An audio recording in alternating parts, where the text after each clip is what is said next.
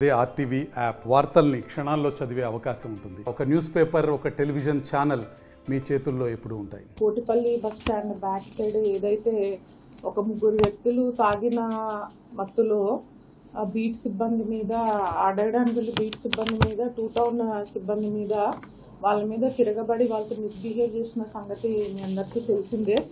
అందరూ కూడా ఆ వీడియో చూశారు. సో ఎవరైతే ఆ ముగ్గురు వ్యక్తులు ఈ స్టేషన్ సిబ్బంది మీద ఇట్లాగా బిహేవ్ చేస్తున్నారో వాళ్ళని మనము ఇమీడియట్గా అరెస్ట్ చేసామండి. అరెస్ట్ చేసి అండ్ ఇవాళ వాళ్ళని రిమాండ్కి పంపించడం జరుగుతుంది. సో ముద్దాయిల వివరాలు వచ్చేసి కట్టుంగ హరీష్, ఇతనికి ఇంతకుముందు ప్రీవియస్ కేసెస్ ఉన్నాయి అండ్ రాజానగరం పిఎస్లో రౌడీ షీట్ కూడా ఉందండి. అండ్ కర్రీ దుర్గా ప్రసన్న కుమార్, ఇతను రాజ్వోల్లో ఉంటారు. అండ్ ములపర్తి వినోద్, ఇతను కూడా రాజ్వోల్లో ఉంటారు. సో వీళ్ళందరూ కూడా ఆ రోజు వాళ్ళకి సంబంధించిన ఒక వ్యక్తి చనిపోయారని చెప్పి అతను బాడీ హ్యాండ్ ఓవర్ చేయమని చెప్పి ఫస్ట్ ముందుగా గవర్నమెంట్ హాస్పిటల్లో అక్కడ సిబ్బందితో గొడవపడడం జరిగింది. సో వాళ్ళు అట్లా ఇవ్వడం కుదరదని చెప్పాక సో వాళ్ళు అదే తాగిన మత్తులో వచ్చి మళ్ళీ కంటిన్యూస్గా ఇక్కడ Kotipalli bus stand back side కూడా సో తాగుతూ గొడవపడి న్యూసెన్స్ చేస్తుండగా అటుగా వెళ్ళిన బీట్ సిబ్బంది ఎవరైతే ఉన్నారో వాళ్ళని ఆపి మీరు ఎందుకు ఈ టైంలో ఇక్కడ ఉన్నారు, న్యూసెన్స్ చేస్తున్నారని అంటే వాళ్ళు వెంటనే అక్కడ ప్రశ్నించిన కానిస్టేబుల్ మీద అండ్ హోంగార్డ్ మీద కూడా తిరగబడి చాలా అరగంటగా బిహేవ్ చేశారు. సో ఏదైతే ఉందో వాళ్ళకి వెంటనే మనము ప్రొసీజర్ ప్రకారం ఎఫ్ఐఆర్ చేసాము అండ్ వెంటనే 24 hours లోపల కూడా వాళ్ళని అరెస్ట్ చేయడం జరిగింది. సో ఏవైతే ఇటువంటి ఇన్సిడెంట్స్ ఉన్నాయో సో మనం చాలా వరకు కూడా ఇటువంటి న్యూసెన్స్ ఇన్సిడెంట్స్ కానీ ఎంతో బాగా టౌన్లో మనము కంట్రోల్ చేస్తున్నాము రీసెంట్ టైమ్స్లో. బట్ ఏదైతే ఉందో this is very unfortunate incident and ఇది ఏదైతే ఉందో సో ఖచ్చితంగా జిల్లా ఎస్పీ గారు కూడా సీరియస్గా తీసుకున్నారు ఈ విషయాన్ని. అండ్ ఆల్ పోలీస్ స్టేషన్స్కి, ముఖ్యంగా రాజమండ్రి టౌన్ పరిధిలో ఉన్న అన్ని పోలీస్ స్టేషన్స్కి కూడా ఎస్పీ గారు ఇన్స్ట్రక్షన్స్ ఇవ్వడం జరిగిందండి. సో ఇక్కడ నుంచి నైట్ కూడా మేము స్పెషల్ టీమ్స్ ఫామ్ చేసి నైట్ ఎన్ఫోర్స్మెంట్ అనేది ఖచ్చితంగా చేస్తాము. సో ఎవరైతే 9:30-10 గంటల తర్వాత రోడ్ల మీద పనిబాట లేకుండా తిరుగుతున్నారో సో అటువంటి వ్యక్తులందరినీ, ముఖ్యంగా తాగేసి అల్లరి చేసే వాళ్ళందరినీ కూడా ఖచ్చితంగా మనము స్టేషన్ తీసుకొని వస్తాము. సో వాటికి ఎటువంటి కౌన్సిలింగ్ ఇవ్వాలో సో ఎలాగా చేయాలో ఖచ్చితంగా చేస్తాము. సో ఏదైతే ఉందో సో ఖచ్చితంగా దిస్ ఈజ్ వార్నింగ్ అనుకోండి. ఎవరైతే ఇటువంటి ఇక్కడి నుంచి చేయాలనుకుంటున్నారో చాలా మంది కూడా రైల్వే స్టేషన్ దగ్గర, బస్ స్టాండ్స్ దగ్గర అండ్ ఘాట్స్లో కానివ్వండి ఇట్లాగా పని లేకపోయినా కూడా ఊరికే బండ్లు వేసుకుని తిరగడము, సైలెన్సర్లు పీకేసి తిరగడము, సో ఇటువంటి యాక్టివిటీస్ ఏమన్నా కూడా ఖచ్చితంగా వాటిని స్పేర్ చేయము. పోలీసు ఎవరు కూడా స్పేర్ చేయరండి. సో ఎవరైతే ఉన్నారో మనం ఇంకా ప్యాట్రోలింగ్ కూడా మనము ఇంక్రీజ్ చేసి సో ఇటువంటి లా అండ్ ఆర్డర్ ఇష్యూస్ రాకుండా చూసుకుంటున్నాము. సో ఎవరైతే ఈరోజు మొన్న అల్లరి చేసిన వాళ్ళు ఉన్నారో వాళ్ళని కూడా ఈరోజు మనం అరెస్ట్ చేసి రిమాండ్కి పంపించడం జరుగుతుంది. And this should be a caution to everybody. So ఇటువంటి యాక్టివిటీస్ ఎవరు చేయాలనుకున్నా ఖచ్చితంగా వాళ్ళందరి మీద మనం స్ట్రింజెంట్ యాక్షన్ తీసుకుంటాము. అండ్ వాళ్ళ మీద రౌడీ షీట్స్ కూడా ఓపెన్ చేసి సో ఇంకా వాళ్ళ మీద ఎప్పుడు కూడా మనం నిఘా అనేది ఉంటుంది. అండ్ పబ్లిక్కి కూడా ఒకటే రిక్వెస్ట్ అండి, సో ఇటువంటి న్యూసెన్స్ ఇన్సిడెంట్స్ ఏమన్నా మీ ఏరియాస్లో ఎక్కడైనా ఉంటున్నా, నైట్ టైం ఎవరైనా ఇబ్బంది కలిగిస్తున్నా వెంటనే 112కి కాల్ చేయవలసిందిగా కోరుతున్నాము. సో మీరు ఇట్లాంటి ఇన్సిడెంట్స్ ఉన్నా వెంటనే రిపోర్ట్ చేస్తే మేము ఖచ్చితంగా వాళ్ళ మీద యాక్షన్ తీసుకుంటాము. వాళ్ళని ఆపి ఎందుకు ఈ టైంలో ఇట్లా ఉన్నారని అంటే ఇంకా వాళ్ళకి తాగిన మత్తులు ఏం చేస్తున్నారో తెలియకుండా అతనితో అట్లా మిస్బిహేవ్ చేస్తున్నారు. టౌన్ అంతా కూడా 24 మార్నింగ్ టిఫిన్ దగ్గర నుంచి రౌండ్ ది క్లాక్ వైన్ షాపుల దగ్గర కంట్రోల్ లేకుండా పోయింది అనేది ఇప్పుడు సిటీలో ఎక్కువగా లేదండి. యాక్చువల్లీ మనము ఇది కూడా చెప్పాలి. సో ఆల్ ఇప్పుడు ఏదైతే టీమ్స్ అని చెప్పామో సో వాళ్ళకి ఫస్ట్ ఇచ్చిన ఇన్స్ట్రక్షన్స్ పర్మిటెడ్ టైంకి సంబంధించి ఏ ఒక్క షాప్ కూడా తెరిచి పెట్టకుండా ఉంచాలని చెప్పి కూడా ఎస్బీ గారు ఇన్స్ట్రక్షన్ ఇచ్చారండి. సో ఇక ఖచ్చితంగా సో ఆల్ ఎస్టాబ్లిష్మెంట్స్ సో ఏదైతే మీ పర్మిటెడ్ టైమ్స్ ఉన్నారో 10-10:30 కల్లా మీరు క్లోజ్ చేసేసేయాలండి. ఈవెన్ వైన్ షాప్స్ కానీ, బార్ అండ్ రెస్టారెంట్స్ కానీ మీ పర్మిటెడ్ టైంకి మించి మీరు సేల్స్ చేసినా ఏం చేసినా కూడా యాక్షన్ తీసుకుంటారు.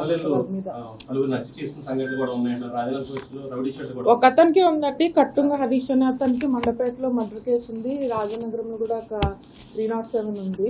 రౌడీ షీట్ కూడా ఉంది అతనికి. ఇతను ఇక్కడ టౌన్ లో వ్యక్తి కాదండి. డ్రింక్ చేస్తున్నారండి, కంటిన్యూస్ గా తాగుతూ ఉన్నారు వాళ్ళు. ఆ మత్తులో జరిగింది ఇట్లా. అక్కడ మద్య షాపుల దగ్గరే కాకుండా ఆ పక్కన కిలీ కొట్ల దగ్గర అక్కడ కూడా పొద్దున నుంచి సాయంత్రం వరకు తాగుతూనే ఉంటాను. చుట్టుపక్కల కూడా మీరు బార్ షాపులో అనుమతించట్లేదు, మద్య షాపులో అనుమతించట్లేదు, పక్కన కిలీ కొట్లలో ఇచ్చేస్తున్నారు కదా, తాగేస్తున్నారు. రోడ్డు పక్కనే కూర్చొని డ్రింకింగ్ చేస్తున్నారు. సెంటర్, ఆకాశ్ గార్డెన్స్, దానవాయిపేట, ప్రకాష్ నగర్ ఈ చుట్టుపక్కల అన్ని కూడా అలాగే ఉన్నాయండి.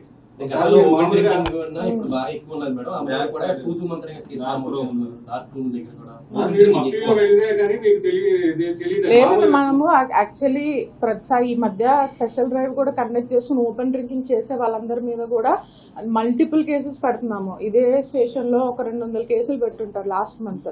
సో మనము ఓపెన్ డ్రింకింగ్ మీద చాలా స్ట్రిక్ట్ యాక్షన్ తీసుకుంటున్నామండి. అండ్ ఎవరైతే వైన్ షాప్స్ వీటి దగ్గర ఉన్నారో మేమే పోయి విజిట్ చేస్తున్నాం. అందరి దగ్గర ఫ్లెక్సీస్ అవేర్నెస్ కి కూడా ఏర్పాటు చేసాం.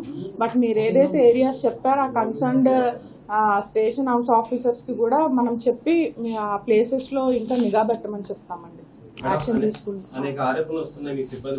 ఇప్పుడు ఏదైతే ఉన్నదో దానికి ప్రూఫ్స్ ఎటువంటి ఇది లేదు. ల్యాండ్ కబ్జా చేసినారని మీరు ఏదైతే ఓకే, ఇప్పుడు అది ఇష్యూ కాదు. బట్ స్టిల్ మా వాళ్ళు ఎవరు కూడా సివిల్ డిస్ప్యూట్స్ లో ఇంటర్ఫియర్ అవ్వరు. అండ్ ఎటువంటి ప్రాబ్లమ్స్ ఉన్నా పైన అధికారుల దగ్గరికి ఎప్పుడైనా అప్రోచ్ అవ్వచ్చు. సో అది మా దృష్టికి అయితే ఎవరు తీసుకొని రాలేదు. ఎఫ్ఐఆర్ నమోదైందండి, తర్వాత చెప్పారు.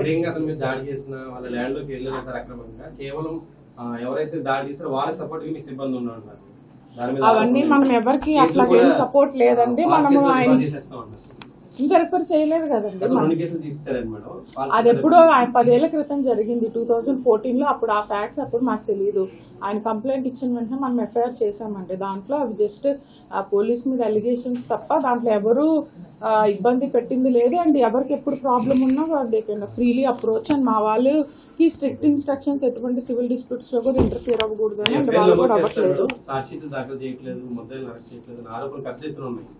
ఎక్కడా లేదండి, అట్లేం లేదు. మేము ఖచ్చితంగా మా every charge sheet is being monitored.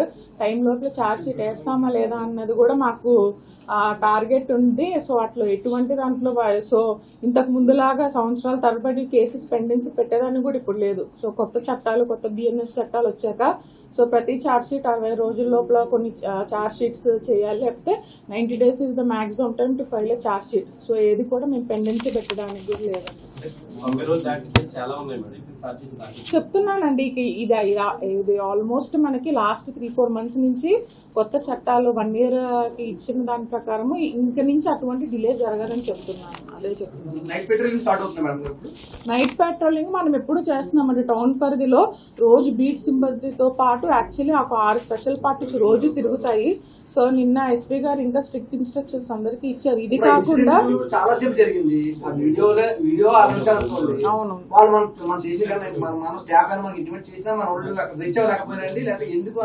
లేదండి, వాళ్ళు కొద్దిగా వాళ్ళతో డీల్ చేసే క్రమంలో ఇట్లాగా అన్కంట్రోలబుల్ గా ఉండేటప్పటికి వాళ్ళు యాక్చువల్లీ సిబ్బంది ఎవరైతే ఉన్నారో 10 నిమిషాలు లేట్ అయింది. ఎస్ఐ గారు చెప్పిన వెంటనే 11:30 కల్లా రీచ్ అయిపోయినారు. 5 నిమిషాలు ఆయన రీచ్ అయ్యారు. సో మనము వెళ్ళాము. సో దాంట్లో ఎటువంటి ఇది లేదు. వాళ్ళు జస్ట్ కొద్దిగా చెప్పేది ఒక 5-10 నిమిషాలు లేట్ చేయడం వల్ల జరిగింది తప్ప వెంటనే ఇన్ఫార్మ్ చేశారు. తెలుగులో ఫాస్టెస్ట్ న్యూస్ ఇప్పుడు కొత్త అవతారంలో 5 సెకండ్లోనే పూర్తి వార్తా సమాచారం మీ చేతిలో. సోషల్ మీడియా ట్రెండ్స్ మీ కళ్ళ ముందుకే live TV and voice search ఆప్షన్స్తో ఇప్పుడే డౌన్లోడ్ చేయండి. యాప్ లింక్ డిస్క్రిప్షన్లో ఉంది.